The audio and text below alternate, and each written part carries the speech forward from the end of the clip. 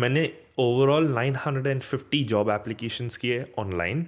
950 में से मेरे को 8 इंटरव्यूज़ मिले थे। हाय गाइस, आज मेरे साथ मेरा दोस्त है प्रतीक, जिसने मास्टर्स किया है इंफॉर्मेशन सिस्टम्स में। आज इस इंटरव्यू के थ्रू इसकी पूरी जर्नी जानने की कोशिश करेंगे, जिससे कि जो इनकमिंग स्टूडेंट्स हैं जो कि मास्टर्स करना चाहते हैं इंफॉर्मेशन सिस्टम्स में, या फिर जो लोग ऑलरेडी मास्टर्स कर रहे हैं उनको जॉब सर्च में हेल्प चाहिए, तो आई थिंक इसकी जर्नी काफ़ी हेल्पफुल रहेगी उन लोगों के लिए। So first of all, welcome to my channel Prateek. धन्यवाद Rishabh, it's my pleasure to be here. Thanks for having me today. Right, so सबसे पहले स्टार्ट करते हैं तुम्हारे इंट्रोडक्शन से। इंडिया में कहाँ से हो और फिर यहाँ तक की जर्नी जो तुम अभी सैन फ्रांसिस्को में काम कर रहे हो। मेरा नाम है प्रतीक खटवानी, मैं हूँ बैंगलोर का। मैं उधर पला बड़ा था एंड मैं उधर 22 ईयर्स के लिए था। कॉलेज भी बैंगलोर में किया था मैंने। उसके बाद मैंने मास्टर्स वाशिंगटन डीसी में किया था अपना इंफॉर्मेशन सिस्टम्स में एट जॉर्ज वाशिंगटन यूनिवर्सिटी। और फिर उसके बाद सैन फ्रांसिस्को में जॉब मिला था 2 years ago and then I been here since. और तो तुम जब इंडिया में थे, जो तुम यूनिवर्सिटी सेलेक्ट कर रहे थे, तो तुम्हारे क्या क्या क्राइटेरियाज थे, कैसे तुमने शॉर्ट लिस्ट की यूनिवर्सिटीज़। तो जो मेरा प्रोसेस था पूरा यूएस आने का, वो मैंने 2015 के मिड में से ही शुरू कर लिया था। उस टाइम पे बस यही मालूम था कि यूएस जाना है मास्टर्स करने के लिए। और जो यूनिवर्सिटी की सिलेक्शन थी उस टाइम पे जानकारी गैदर कर रहा था कि कौन सी यूनिवर्सिटी में जाना है। और टॉप 50 यूनिवर्सिटीज़ का लिस्ट निकाल के MSIS में, और उनका वेबसाइट, हर एक का वेबसाइट खोल के एप्लीकेशन डेडलाइन डेट्स देखना, उसका कोर्स वर्क देखना कि कौन सा कोर्स जो होता है उनके पास जो ऑफ़र करते हैं मेरे हिसाब से कैसे बैठा मेरे साथ, वो देख के। और फिर थोड़ा आइडिया बन गया था, शॉर्ट लिस्ट बनाया थे 15-20 यूनिवर्सिटी के उस टाइम पे। और उसमें भी कन्फ्यूजन था क्योंकि हर एक यूनिवर्सिटी का एप्लीकेशन फ़ीस रहता है जो बड़ा रहता है अमाउंट, तो अपने बजट में फ़िट नहीं हो रहा था वो उस टाइम पे। तो उसके बाद मैं एक कंसल्टेंट के पास गया था जिन्होंने काफ़ी मदद की थी मेरी। वो 15 और 20 यूनिवर्सिटी की लिस्ट को 10 में कर दिया। तो मैंने 10 यूनिवर्सिटी में उस टाइम पे डाली थी अपने एप्लीकेशंस, और 10 में से 6 में एडमिशन मिली। और 6 में से मतलब थोड़े काफ़ी बजट के बाहर हो रहे थे। और एंड में सिर्फ 2 थे जो बाकी बचे थे। उसके लिए मैंने प्रोज एंड कॉन्स का लिस्ट बनाया था, और इवेंचुअली रिटर्न ऑन इन्वेस्टमेंट, कितना फंडिंग रहेगा। एक में तो स्कॉलरशिप भी मिली थी, तो वो एक बहुत एडेड बोनस था मेरे लिए यूनिवर्सिटी सिलेक्शन में। तो एंड में मैंने वाशिंगटन में जॉर्ज वाशिंगटन यूनिवर्सिटी चूज़ किया था, और उधर था मैं। सही। और तुम्हारा मास्टर्स कितने टाइम का था। 2 साल का कोर्स था। तो 2 साल का कोर्स था जिसमें 4 सेमेस्टर थे, और बीच में इंटर्नशिप भी की थी मैंने। ओके, तो वाशिंगटन डीसी क्योंकि इतना बड़ा सिटी है, तो वहाँ पे ऑब्वियसली कॉस्ट ऑफ लिविंग भी काफ़ी हाई होगी, तो वो सब कैसे मैनेज किया, और बेसिकली वहाँ रेंट वगैरह क्या था। बिल्कुल, वाशिंगटन डीसी बड़ा सिटी है इन terms of its importance, in terms of size wise काफ़ी छोटा शहर है वैसे, मतलब 4 माइल का शहर ही है। उसमें आसपास हर एक चीज़ मिलती है उधर। तो यूनिवर्सिटी जो थी बिल्कुल डाउनटाउन डीसी में थी, और हमारा जो लिविंग था बिल्कुल यही था कि ट्रैवल में ट्रांसपोर्ट का कॉस्ट बचाना है। तो डाउनटाउन डीसी में ही बिल्कुल यूनिवर्सिटी के बगल में हमने अपार्टमेंट ढूंढे थे। कॉस्ट ऑफ लिविंग काफ़ी महंगा था उधर। हमने 1 बेडरूम 1 बाथरूम अपार्टमेंट लिया था 4 लोगों ने।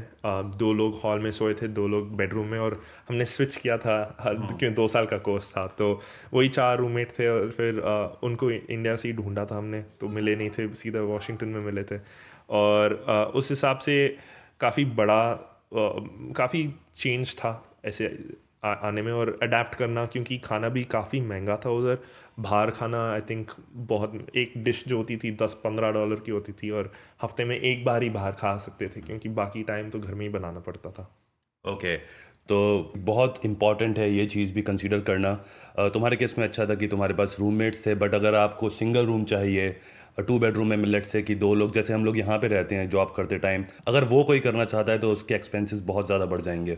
नेक्स्ट क्वेश्चन मेरा जो है, तुमने बताया पार्ट टाइम जॉब का, तो जो तुम्हारी यूनिवर्सिटी थी उसमें पार्ट टाइम जॉब का क्या सीन था, क्योंकि मैं बहुत लोगों से सुनता हूँ वो बोलते हैं कि हमारी यूनिवर्सिटी में एनफ जॉब्स नहीं है, और कुछ लोग तो ऑफ कैंपस में इलीगल जॉब्स करते हैं।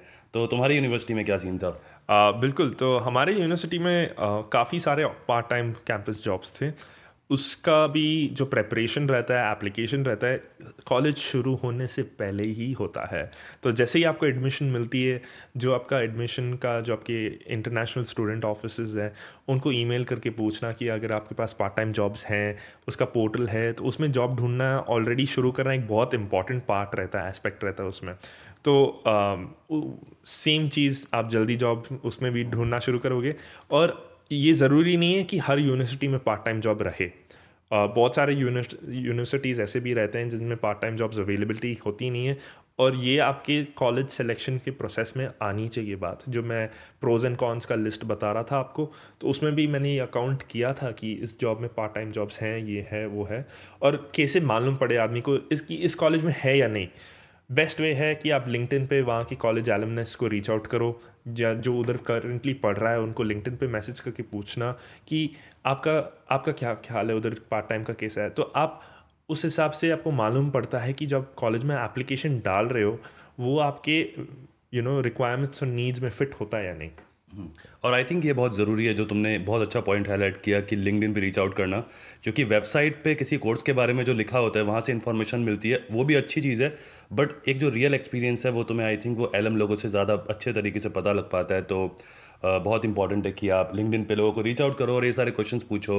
अब जो मैं जानना चाहता हूँ वो वहाँ पे लाइफ के बारे में जानना चाहता हूँ। पढ़ाई जब नहीं कर रहे होते तो फ़न के लिए क्या करते थे, वहाँ पे तुम्हारा सोशल सर्कल कैसा था, और इंडिया से जब लोग आते हैं कई लोग को टेंशन रहती है कि वहाँ पे इंडियन कम्युनिटी होगी कि नहीं होगी, उस बारे में तुम्हारा क्या कहना है? बिल्कुल।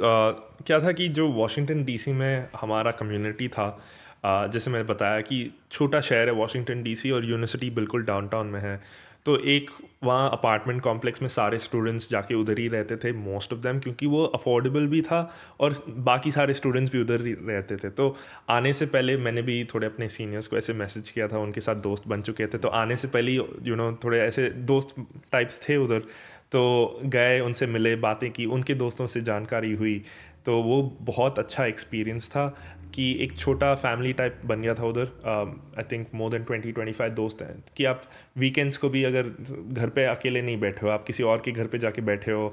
जो भी हमारे फेस्टिवल्स होते थे, दिवाली में पॉटलक रहता था, और फिर तो हर एक साथ में सेलिब्रेट करते थे। और आई थिंक जो भी यूनिवर्सिटीज़ हैं उनमें क्या रहती है कि एक देसीज का ग्रुप रहता है, स्टूडेंट ऑर्गेनाइजेशन रहती है, तो उसमें इन्वॉल्व होना, अपने आप को डालना, और उस इवेंट्स में जाके सबसे मिलना बहुत इम्पॉर्टेंट चीज़ है।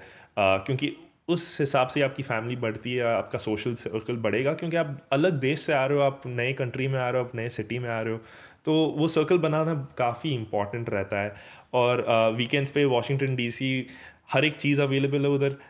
बहुत उधर वाटर फ्रंट है, उधर रूफटॉप बार्स हैं, क्लब्स हैं, और क्योंकि छोटा है, पैदल जा सकते हो आप, तो उस हिसाब से आपका थोड़ा कॉस्ट सेविंग भी बचता था, कि ऊबर महंगा रहता था उधर। तो काफ़ी अच्छी जगह थी, मज़ा था, कॉलेज ने भी इवेंट्स रखे थे। और सबसे बड़ी बात I think about DC, sight seeing के लिए बहुत कुछ था। यूएस का कैपिटल है ये, तो नेशनल मॉल, जो स्मिथसोनियन म्यूजियम्स, इतने सारे चीज़ें रेस्टोरेंट्स है देखने के लिए। तो आई थिंक 2 साल में मेरे को यही डर था कि पूरा देख ना पाऊँ मैं, और मैंने आज तक बहुत सारी चीज़ें नहीं देखी हैं वॉशिंगटन डीसी में, तो यही था। आई एम जेलस, क्योंकि मैं ओक्लाहोमा में था, वहाँ पे ऐसा कुछ नहीं था। फॉर्चुनेटली मुझे जॉब यहाँ पे मिल गई, यहाँ पे करने के लिए बहुत कुछ है, बट काफ़ी अच्छा है गाइज जब आप कॉलेज लेते हो, ऐसी जगह पे कॉलेज होना जहाँ पे करने के लिए बहुत कुछ हो। क्योंकि बहुत बार ऐसा होता है आप दिन भर पढ़ते रहते हो, आपको इंटर्नशिप का लोड रहता है, आपको फुल टाइम जॉब ढूंढनी है, उसके बीच में एक वो ब्रेक बहुत ज़रूरी है। अगला मेरा जो क्वेश्चन है वो है कि तुम्हारी मास्टर्स डिग्री के बारे में, क्योंकि तुमने इंफॉर्मेशन सिस्टम्स में मास्टर्स किया है, तो इस कोर्स के बाद जो स्टूडेंट्स रहते हैं वो किस किस जॉब्स के लिए एलिजिबल होते हैं, और तुमने कौन सी जॉब चुनी? बिल्कुल। तो जो मास्टर्स इन इंफॉर्मेशन सिस्टम्स करते हैं, जो इंफॉर्मेशन सिस्टम्स का कोर्स है, वो बहुत बढ़िया कोर्स है, क्योंकि आप टेक्नोलॉजी भी इन्वॉल्व है, बिजनेस भी इन्वॉल्व है, और उनको साथ मिलाते हो, तो you have all the technology related jobs and business related jobs open to you. उसमें क्या है कि जो कोर्स वर्क रहती है आपकी आपकी कोर्स वर्क, अगर समझो ज़्यादा सॉफ्टवेयर डेवलपमेंट रिलेटेड कोर्सेज हैं, या आर्टिफिशियल इंटेलिजेंस या ह्यूमन इंटरेक्शन रिलेटेड कोर्सेज हैं, उस हिसाब से आपका job search I would say polish होता है, मेंट होता है। मैंने जो रेज्यूमेस बनाए थे हर डिफरेंट पोजीशन के लिए बनाए थे, और मेरे अलग पोजीशंस थे, जैसे डेटा एनालिस्ट एक था, क्योंकि MSIS के कोर्स में सीक्वल किया था हमने, तो सीक्वल और डेटा एनालिसिस में सबसे बड़ा यूज़ होता है आर, सीक्वल, पाइथन। तो उसका रेज्यूमे अलग बनाया था जिसमें मैंने फोकस किया था ये टेक्निकल स्किल्स पे। एक दूसरा रहता है बिजनेस एनालिस्ट स्किल्स पे, उसमें मोर प्रोजेक्ट मैनेजमेंट आइडियाज़ लेकर आए थे रेज्यूमे में, और स्टोरीज दिखाए थे कि हमने प्रोजेक्ट मैनेजमेंट कैसे किए, बिजनेस एनालिसिस, रिक्वायरमेंट्स गैदरिंग। तो ये एक नॉन कोडिंग एस्पेक्ट है, that is a more non coding role, business analysis. एक दूसरा रहता है बिजनेस इंटेलिजेंस एनालिसिस, और वो काफ़ी कंफ्यूज हो जाता है BA and BIA। Business intelligence analysis क्या है, वो बहुत ज़्यादा it is more similar to data analysis. उसमें क्या रहता है कि बिजनेस डेटा जो आती है उस पर एनालिसिस करके इंटेलिजेंट डिसीजंस बना रहा रहता है। और I think software development roles भी एलिजिबल रहते हैं MIS में। Data analyst roles, data scientist roles भी रहती हैं। आई थिंक डेटा साइंटिस्ट, अगर आपको इंडिया में 5 साल से ज़्यादा एक्सपीरियंस है और डेटा साइंस में एक्सपीरियंस है, तब आपके पास पूरी डेटा साइंस की रेल्म खुलती है MSIS से। और दूसरे रोल्स रहते हैं प्रोजेक्ट मैनेजर, प्रोडक्ट मैनेजर भी आज की डेट में काफ़ी बढ़ रही है। कंसल्टिंग के रोल्स में जाना बहुत बेनिफिशियल रहता है MIS। ओके। और तुमने इन जो जॉब्स थी, तुमने जो तुम्हारा जो फर्स्ट रोल था वो क्या था, और why did you choose that role? मेरा रोल था बिजनेस एनालिस्ट का। मैंने business analyst project management role choose किया था क्योंकि मेरा इंटर्नशिप भी प्रोजेक्ट मैनेजमेंट में ही थी, और मेरा क्या था, भली मेरा बैकग्राउंड कंप्यूटर साइंस में था। आई फेल्ट मेरा जो स्ट्रेंथ है लोगों से बात करना, चीज़ें एक्सप्लेन करना, ये नहीं कि कोड लिखना। तो मेरे को कोडिंग इतनी पसंद नहीं थी उस टाइम पे, तो इसलिए मैंने ये कोर्स किया। I can be the bridge between someone who does not code and someone who codes. तो ये मेरा यही था कि किसी को अगर एक सॉफ्टवेयर चाहिए, उसको कन्वे करना कि डेवलपर को कि इसको कैसा सॉफ्टवेयर चाहिए, इसकी फंक्शनैलिटी क्या होनी चाहिए, क्यों होना चाहिए, कैसे होना चाहिए। तो ये सब मेरे चीज़ें स्ट्रेंथ्स थी, तो मैंने इसलिए बिजनेस एनालिस्ट का रोल लिया हुआ था।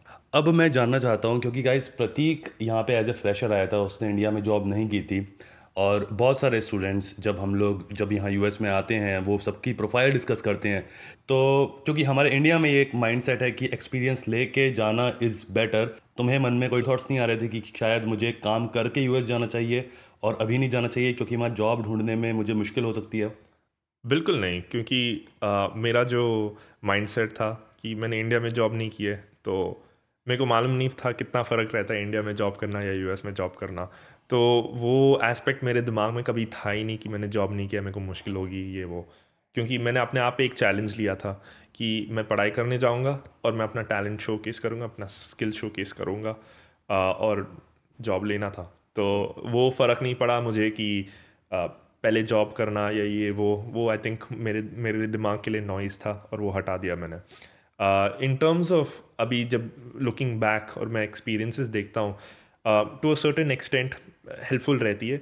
जो आपका वर्क एक्सपीरियंस रहता है वो आपके कॉलेज के एडमिशन के लिए मैटर नहीं करती, क्योंकि कॉलेज के एडमिशन में आपका स्टेटमेंट ऑफ पर्पस रहता है, लेटर ऑफ रिकमेंडेशन रहता है, और आपकी GPA जो to a certain extent GPA भी मैटर करती है in selecting a good university. वो सारे चीज़ें अकाउंट होता है। बट जब जॉब सर्च की बात आती है, one of the biggest things जो मैंने देखा कि इंटरव्यू में जवाब देना, जो एक्सपीरियंसेस के बारे में बात करने का आपके पास कंटेंट रहता है, वो एक्सपीरियंस के साथ ईजी रहता है। एज अ फ्रेशर आपके पास वो कंटेंट नहीं रहता है, क्योंकि आप सारा जो भी आपका रहा है एक्सपीरियंस एकेडमिक सेटिंग में रहा है, कैसे कभी प्रोफेशनल वर्क सेटिंग में नहीं रहा है। तो थोड़ा ऐसे चैलेंज रहता है इंटरव्यूज़ में, but it's not a show stopper. क्योंकि इंटरव्यूज़ में I think as a person when you interview, जो आपकी मेंटालिटी रहती है, एटीट्यूड रहता है टुवर्ड्स दैट इंटरव्यू, आप कनेक्ट करते हो इंटरव्यू के साथ to show that you are capable for the job even if you've never had work experience, एक बहुत बड़ी चीज़ है, और वो बहुत मैटर करती है आपकी जॉब सिलेक्शन में भी। बहुत सारी चीज़ें गाइस मैं सीख रहा हूँ इस इंटरव्यू के दौरान प्रतीक से, जो शायद मैंने तब की होती जब मैं पढ़ रहा था। अब जब तुम अप्लाई करते थे जॉब्स में, वो थोड़ा बताओ कि कितनी जॉब्स में अप्लाई किया, कितनों से कॉल आए, कितने इंटरव्यूज़ कन्वर्ट किए? बिल्कुल। क्या था कि नॉट हैविंग एक्सपीरियंस एक ऑफ कोर्स वो था, not a drawback, but it impacted my candidacy a bit. उसमें क्या था कि मैंने जॉब एप्लीकेशन शुरू किए थे फुल टाइम जॉब के लिए इन सितंबर 2018। मेरा ग्रेजुएशन था मई 2019 में, तो मैंने 8 महीने पहले ग्रेजुएशन से पहले ही जॉब एप्लीकेशंस करना शुरू कर दिए थे। मैंने ओवरऑल 950 जॉब एप्लीकेशंस किए online with referrals and just applications. कभी कभी टारगेटेड किए थे कि रेज्यूमे चेंज करके अप्लाई किया, पर बहुत सारे टाइम्स नहीं किया, ऐसे ही मास अप्लाई किया था मैंने। जो in terms of call backs rate मिले थे मुझे, उसमें 950 में से मेरे को 8 इंटरव्यूज़ मिले थे, 8 फ़ोन कॉल्स। तो आप रेशो लगा दो कि 1 in 120। और उसके बाद जो फाइनल राउंड्स हुए मेरे 3 हुए थे और एक जॉब ऑफ़र मिली। तो एक ही जॉब ऑफ़र था मेरे पास। तो मुश्किल रहता है विदाउट एक्सपीरियंस। बहुत सारे मेरे दूसरे दोस्त हैं जिनके पास एक्सपीरियंस नहीं था, उनको भी मिला था इन टर्म्स ऑफ सिमिलर रेशियोज़। तो ऐसे नहीं है कि जॉब नहीं मिलती है। काफ़ी लोगों को विदाउट एक्सपीरियंस 2-3 जॉब ऑफ़र भी मिली थी, क्योंकि कभी कभी जॉब सर्च में लक बहुत प्ले करता है ये रोल, बट वो एक अलग ही बात है उसमें। बट हाँ, ये these were the numbers without experience. मेरा नेक्स्ट क्वेश्चन है, जो तुम्हें फर्स्ट जॉब मिली थी वही जॉब तुम अभी कर रहे हो या फिर तुमने बीच में चेंजेस किए? नहीं, मैं फर्स्ट जॉब में नहीं हूँ अभी। फर्स्ट जॉब मैंने छोड़ा था फरवरी 2021 में। उसके बाद मैंने दूसरी कंपनी ज्वाइन की थी मार्च स्टार्ट में, तो मार्च 2021, और वो छोड़ दी थी मैंने अप्रैल एंड में। और फिर मैंने दूसरी कंपनी ज्वाइन की मई में। और तो मैंने पहले कंपनी के बाद 2 दूसरी कंपनी ज्वाइन की हैं। ओके, तो तीन कंपनीज टोटल 3 हो ओके। चुके हैं। जब तुम कॉलेज से डायरेक्ट अप्लाई कर रहे थे तुम्हारे पास वर्क एक्सपीरियंस नहीं था और हमने डिस्कस किया चैलेंजेस। अब जब तुमने अप्लाई किया ये थर्ड जॉब में, तो क्या चेंज देखने को मिला तुम्हें इन टर्म्स ऑफ जो रिस्पॉन्स रेट था फ्रॉम रिक्रूटर्स? काफ़ी फ़र्क पड़ा, क्योंकि आई थिंक जो यूएस, मेरे पास 1.5-2 years ऑफ यूएस एक्सपीरियंस आया था, जो बहुत मैटर करती है इधर। I think recruiters US experience को बहुत इम्पोर्टेंस देते हैं। इन terms of rates and numbers, मैंने अराउंड 150-170 एप्लीकेशंस किए होंगे। मैंने 4 इंटरव्यूज़ लिए थे और 3 जॉब ऑफ़र लिए थे। तो 3 जॉब ऑफ़र थे, तो आप रेट देख रहे हो ऑलरेडी कितना चेंज हो गया है। 900 से मैं 200 पे आ गया, और फिर एक जॉब ऑफ़र से 3 जॉब ऑफ़र हो गए थे। ओके, तो पुरानी वाली जो हमारी इक्वेशन थी 1 out of 950, और बेसिकली अभी डिनोमिनेटर भी कम हो गया, 950 से 150 हो गया, और जो न्यूमरेटर है फाइनल कन्वर्जन वो भी बढ़ गया। हाँ, और ये मैं प्राइमरली बोलूँगा कि आप यूएस वर्क एक्सपीरियंस है। आप सेम चीज़ इंडिया के अगर समझो 2.5 years वर्क एक्सपीरियंस लेके आते हो, आपके numbers is more towards 950-700, not 200। ये जो नंबर्स हैं 200 के, it's after US work experience. Okay guys, तो अगर आप फ्रेशर हो, आप अप्लाई कर रहे हो, या फिर लेट से इंडिया का एक्सपीरियंस है, तो be ready for the rejections. वही है, आपको डीमोटिवेट नहीं होना है अगर रिजेक्शंस आ रहे हैं। बस आप फाइट करते रहो, ज़्यादा कंपनीज में अप्लाई करते रहो, अपने रेज्यूमे पे ध्यान दो। कॉल पक्का कहीं ना कहीं से आएगा, और फिर आपके ऊपर है कि आप कन्वर्ट कर पाते हो कि नहीं। बिल्कुल। और मैं ये भी ऐड करूँगा कि once you are in the game of the job here, क्या होता है कि आपका जो नेटवर्क होता है वो बढ़ता है। पहले जो आपका ओनली होप रहता है ऑनलाइन रहता है, क्योंकि नेटवर्किंग थोड़ा मुश्किल रहता है इनिशियली। आप आते हो, आप लोगों को जानते नहीं हो, to know and prove yourself in the industry.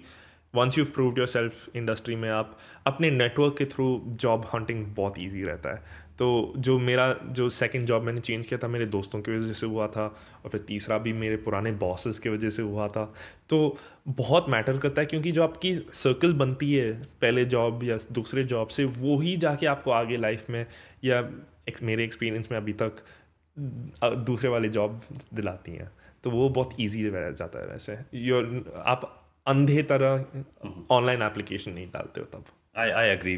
अब जब जॉब करने लगते हो आप, ऑब्वियसली जो सर्कल है, जो कनेक्शंस हैं, वो बढ़ जाते हैं, ईजी हो जाता है। बहुत सारे फैक्टर्स हैं, जैसे बोला कि तुमने एक्सपीरियंस भी आ गया यूएस का, प्लस कनेक्शंस भी बढ़ गए, इसीलिए वो जो नंबर है रेशो वो इम्प्रूव होता है। यही क्वेश्चंस थे मेरे पास, बट एक कोई अगर तुम टिप्स देना चाहोगे कोई इनकमिंग स्टूडेंट्स को, या फिर कोई जो ऑलरेडी यहाँ मास्टर्स कर रहे हैं या जॉब्स में है तुम्हारे फील्ड में, बिगेस्ट टिप क्या उनको देना चाहोगे, जिससे कि वो अपने करियर में कैसे वो थ्राइव करें जिस भी प्रोफेशन में वो काम कर रहे हैं? बिल्कुल। मैं यही कहूँगा कि जो आपका मास्टर्स का डिग्री रहता है, it's a springboard to your jobs. जो आपको बेनिफिट मिलता है उससे काफ़ी आगे लेके जाती है। और उसमें राइट एटीट्यूड, राइट पॉजिटिविटी रखना, not just during job search but after you get the job also, to get the job done. तो वो बहुत इंपॉर्टेंट रहता है आपके प्रमोशन के लिए, आपकी सेल्फ ग्रोथ के लिए। तो ये सारी चीज़ें माइंड में रखना, और ऑलवेज बी प्रोएक्टिव। हर एक चीज़ में आप यूएस आना चाहते हो तो पहले ही हर एक चीज़ का रिसर्च करना है, not to be shy to ask questions. तो to ask questions, reach out to current students, alumni, तो इन सबसे सवाल पूछने से ही जवाब मिलेंगे आपको। तो एक बार वो हो जाए तब आपको मालूम पड़ता है कि आपको क्या प्लान ऑफ एक्शन लेना है, आप कैसे आगे बढ़ोगे। तो एक बार आई थिंक यही कि प्रोएक्टिव रहो, पहले अर्ली जॉब्स अप्लाई करना शुरू, इंटर्नशिप्स अर्ली अप्लाई करो, जॉब्स के लिए अर्ली अप्लाई करो, और एक बार आप जॉब्स में आ चुके हो, गिव योर बेस्ट। तो just it's matter of self improvement and growing yourself. तो I think being proactive is the key. तो यही मेरे सवाल थे, and thank you for coming on my channel. अगर आप मास्टर्स इन इंफॉर्मेशन सिस्टम से रिलेटेड कोई क्वेश्चंस पूछना चाहते हो तो you can reach out to Prateek on his LinkedIn. Okay, तो मैं इसका जो लिंक्डइन है वो डिस्क्रिप्शन में शेयर कर दूंगा। जैसा कि प्रतीक ने बोला, don't feel shy in asking questions, reach out to him on his LinkedIn, और जितने क्वेश्चंस पूछने हैं पूछो, और प्रतीक सब क्वेश्चंस के आंसर करेगा होपफुली। बिल्कुल। और आप देख सकते हैं हम दोनों ने सेम स्वेटशर्ट भी पहना है, तो जैसे आप ऋषभ की वीडियोस देखते हैं, आप बिल्कुल मेरे से सवाल पूछिए लिंक्डइन पे। प्लान नहीं था ये, मैंने बस यूं ही ये हुडी पहन के आया, बट मुझे पता था इसके पास भी सेम हुडी है, और फिर भाई ने भी बोला कि अब तो सेम हुडी में ही इंटरव्यू दिया जाएगा। तो again thank you so much for this interview, और होपफुली जो स्टूडेंट्स हैं जो ऑलरेडी जॉब कर रहे हैं उनको बहुत मदद मिलेगी ये इंटरव्यू देख के। अगर आपको मुझसे कोई क्वेश्चन पूछना है तो आप मुझे इंस्टाग्राम पे डीएम कर सकते हैं, वो भी मैं डिस्क्रिप्शन में डाल दूंगा, और मैं मिलता हूँ आपको अपने अगले वीडियो में।